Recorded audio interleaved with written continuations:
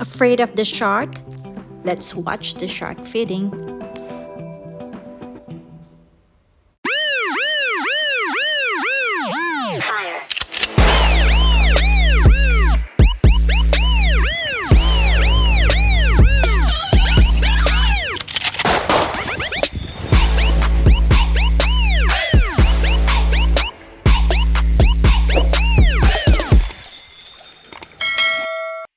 So guys, we are here at Ocean Park Aquarium in Shark Bay. So let's move over there and watch the shark feeding. Honey, look. Oh my goodness. Yeah, sharks are pretty harmless. Can you feed? So this bit here, guys, is our sharky part of our experience today. We do have 5 different individual sharks in here. They are made up of 2 different species. We have our lemon sharks, which are the ones we're seeing come through here. We also have Sammy. Now, Sammy's our sandbar shark, but if we haven't seen her yet, but if she does show her face, I will point her out. Now for me, sharks are a very misunderstood animal. It's very common for people to be extremely scared of sharks. Having a shark phobia is a very common thing. Obviously the movies like Jaws and In the Deep, you know, Sharknado, being one of the more recent ones, don't paint sharks in a very good light. They make them out to be these ferocious killing machines that will kill and eat anything they come across. The reality of sharks is almost the opposite. Oh my god, I got one. Now, sharks are basically fat, grey, lazy lumps that will only target the easiest of options. It's obviously why we can have so many happy, healthy fish in here and not have them being eaten by our sharks. Now, sharks, they will only target sick, dead, dying, diseased, or injured fish, basically a fish in a stressed out point. They will also target things like juvenile mammals, especially in Shark Bay. They also will take advantage of, you know, a dying whale or a dying dolphin or a dying dugong or anything like that. Anything that's having a bad day, the sharks will basically tap on the shoulder and say, "Come with me. You're coming for lunch and or dinner." Now, they are very fussy eaters. We've seen some of our bigger sharks come through, Ninja being our biggest one. About 180 kilos. Do any of you guys have any idea about how much we have to feed her a day to keep her healthy and healthy? Yeah. Not a lot. A lot of people usually say, 10, 20 kilos of food. It's pretty much the opposite. So the sharks in general only need to eat 0.5% of their body mass. So a big 180 kilo shark like Linda only has to eat, like that's her over there, she only has to eat one of these mullet heads a day. Most days she won't. She's a very opportunistic feeder. Like all sharks, basically they will gorge themselves if they find a dying dead whale or dugong or something like that. But in the winter months, they're very slow and very docile. They will have a bit more of a go in summer. By winter, they are very slow. The reason for this, and the reason they can be such fussy eaters and eat such a small amount, is for a few reasons. One being, these guys are what are called ectothermic animals. Very cruisy, very docile sharks. They are pretty much the opposite of what people make them out to be. They are very cruisy animals, very slow, very cruisy numbers. They do kill people though. They kill about 5 or 6 people a year worldwide. It's a very small amount of people. Any other animal kills a hell of a lot more than that. You know, even your dogs and your pigs, even horses, for example. Like I said, they're not too active in the winter time, so I don't think they get So sharks have heaps of different ways of identifying what something is. Their last point of call is to have an exploratory bite. So basically the sharks will use their senses. They're very good sense of smell, their eyes. They have a lot of electrical sensors in their face, which is why you will see people getting nudged on kayaks and stuff. So what they're doing, they're just trying to get their noses, like their electrical sensors, really close to figure out what it is. After all that, if they've used all those examples and they still can't figure out what it is, I have a little nibble. And I can reach out and touch you, okay, that's a young girl, on the bridge, they just do it with their mouth. 100 million in the bag here. We've got over 500 million sharks here. So do not put your hand past the window here. These fish are savage and they will bite you extremely quickly.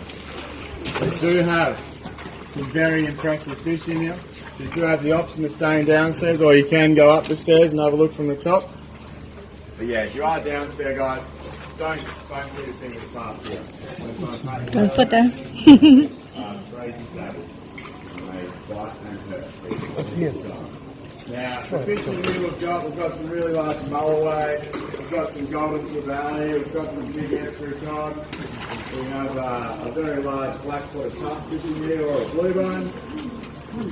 We also have matsos, our mangrove jack, and Steve coral trout. But the real star of this one is this guy here, and he is Donatello. Donatello is a turtle. He's a loggerhead turtle.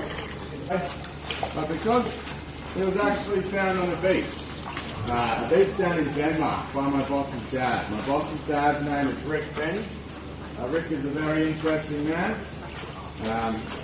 Done some very interesting things in his life. One of those things being, if you guys know who Red Dog was, the famous Australian kelpie, and he was basically Red Dog's vet. Probably the closest thing Red Dog had to an owner. So yeah, Rick found Donnie on a beach down in Denmark. He was about the size of a cricket ball. So he was very small, very lost, very sick, very tired, little loggerhead turtle. Being on a beach in Denmark, he was more than 400 kilometres south of their most southern population. So he was very lost, being on a beach. He should not have been on a beach. Now, luckily enough for him, Rick picked him up and brought him up here. Now, Donnie was so tired and so ill that he couldn't actually hold his own head above the water. So they put him in a little dish, and put a little block of wood underneath his throat, and that kept his head up and above the water so he didn't drown. He's now happy and healthy. That was about 5 years ago. As you can see, he's now a very fat, very cheeky loggerhead turtle. He's unnaturally large because he's living in the comforts of Ocean Park. He basically does a few laps, gets pan fed, goes back, has a little snooze, he comes back and gets some more filters. Yeah, he does very well. He does very well. Oh my goodness, that's... So sea snakes are basically the most venomous thing on the planet. So these guys here, they have enough venom to kill all of us. If there was another 100 people lined up out there, I could still say the same thing. Now, the reason these guys don't bite and kill people all the time is because they're really placid, really docile animals. Now, I know you guys probably don't think this, but they are actually basically like your little puppy dog or your little kitten or something at home. They are a very docile animal, very cute, very cool. Good, eh? As you can see, doesn't want to strike or bite me. Well, he is essing up a little bit, which I'm not too impressed with. But yeah, not trying to strike or bite me. No, I will. Hand over a little Petro to T or Tiani. And she'll take you guys from here. I'll give my voice a little bit of a break. I'm going to say Okay. Extremely venomous and then passes me to snake.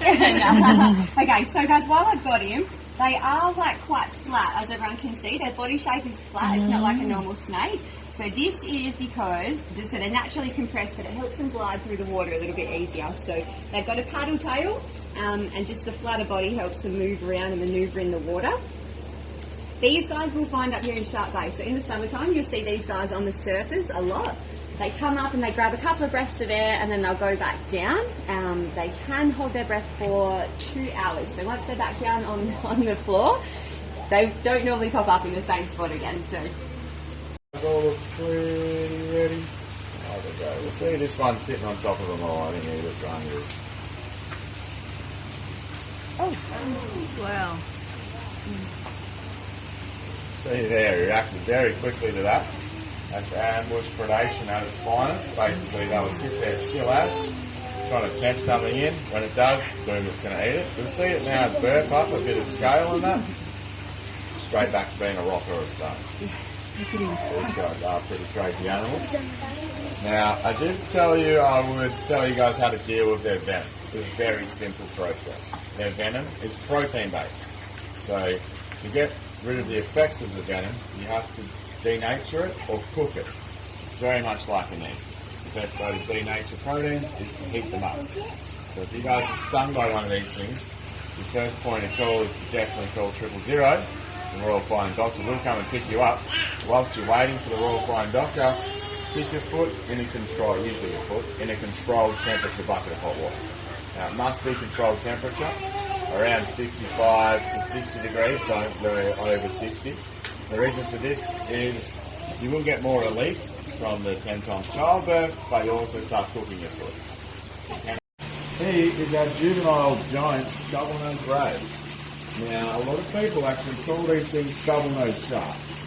It's going to be a mistaken, like, it does look a little bit like a shark, and it's a very shark-like tail, and they have those dorsal fins, which also look very sharp on the other side of the body. Nice, I'm feeling flat here or up here, it's fixed now. So guys, I hope you enjoyed that, and it's well worth visiting here, and we're really fascinated to see the feeding of the sharks up close.